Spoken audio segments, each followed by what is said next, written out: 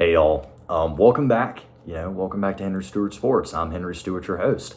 Today I want to talk about something, and I told y'all that I would talk about this, and I'm ready to talk about it now because I've had some time to really, collect my thoughts because I had a lot of things bouncing around, but I wanted to be able to, present this in a clear and concise manner. So what we're going to be talking about today is the Pete Golding hire, his move from defensive coordinator to head coach, not interim, head coach of the Ole Miss Rebels.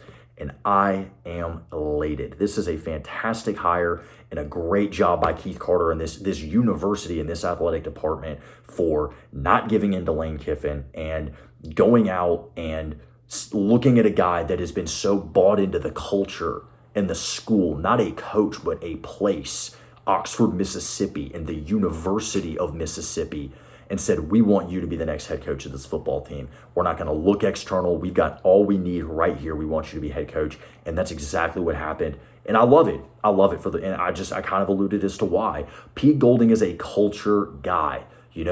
He's from this part of the country. He's from Hammond, Louisiana, about 4.5 hours south of here on Interstate 55. He played college football at Delta State, ranks third all-time in tackles for the Statesmen, and he played safety. It's not even like he was playing linebacker. He was playing a position where you're not necessarily guaranteed to make a tackle on every single play like a linebacker is.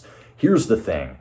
Pete Golding is a culture guy, but he's also a terrific defensive mind. Of course, he played a terrific career at Delta State, but he has genuinely been one of the best defensive coordinators in college football for a number of years now. And, you can have your complaints with this year's Ole Miss defense, but here's the thing. So many players got drafted last year. And the impressive thing about that is guys like Walter Nolan and Princely Umanmielen, they only played under Pete Golding for a season. And Walter Nolan went 18th overall and is balling out with the Arizona Cardinals. Princely Umanmielen is balling out for my Carolina Panthers and has been terrific for us on a revamped defensive line. He coaches winners, and he coaches stout, physical, nasty defenses. Ole Miss led the nation in sacks last year. And yes, the defense has not nearly been as good this season, but it is hard to replicate the kind of season that they had last year. So it's understandable. So many players left, and there's so many guys that are now starting to make names for themselves and really step up. That is the Pete Golding effect. And the other thing about the Pete Golding effect is that the players that he coaches love him. I've met with a number of Ole Miss players this year. You've seen the interviews on Rebel Watch. I've been in the Manning Center. I've talked to guys. I've talked to Jalen Braxton. I've talked to Cam Franklin. I've talked to Wyatt Williams. So many guys, and they all mention Pete Golding specifically. They don't mention Lane Kiffin. They mention Golding, and that speaks volumes to specifically talk about your coordinator and only your coordinator and not the head coach. That's impressive.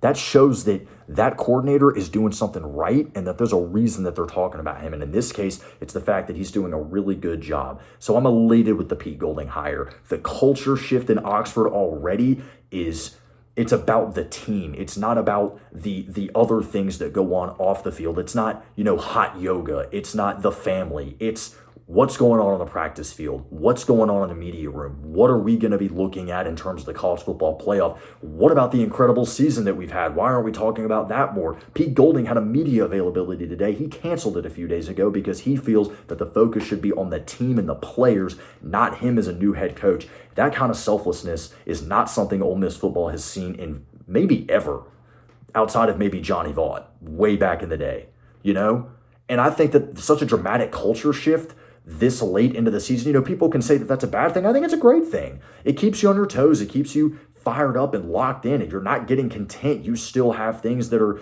being done differently that you have to learn how to do and adapt to. So all the credit in the world to Pete Golding. He is knocking it out of the park so far. I'm beyond impressed. The fan base is impressed. Everyone is all in on the P fleet, myself included. Whatever happens this season, a blowout in the first round of the playoffs or a loss in the national championship to everything in between, I am proud of this Ole Miss football team, and I'm proud of Pete Golding and the job that he has already done as a head coach because big things are on the horizon. In Oxford, literally today, the number 20 ranked player in the country, Jace Matthews, flips from Auburn to Ole Miss, the third-ranked wide receiver in the country. He's a 5-star and the top player in the state of Mississippi. The fact that a guy that is that highly touted is going out of state is a problem in and of itself, Pete Golding gets right to business and gets a guy that was going out of state to stay home. The best in the SIP, stay in the SIP. That was proven true today. Big things on the horizon for Ole Miss football. All that to say, I'm elated with the hire. Can't wait to see what happens next. But let me know what y'all think down in the comments below. And we've still got a lot more content to unravel. There's been so much going on with the coaching carousel beyond what's happening with Ole Miss. There's so many hires that I want to get into, and we will be getting into over the next few days. Try to get a bunch of content out before finals week. It's coming. I have my finals start on Wednesday, so I'm really trying to knuckle down and try and get some content out for y'all so I can focus on exams next week. Anyways, thank y'all so much for watching. Let me know what you think down below, and hotty toddy, Rebs by 90.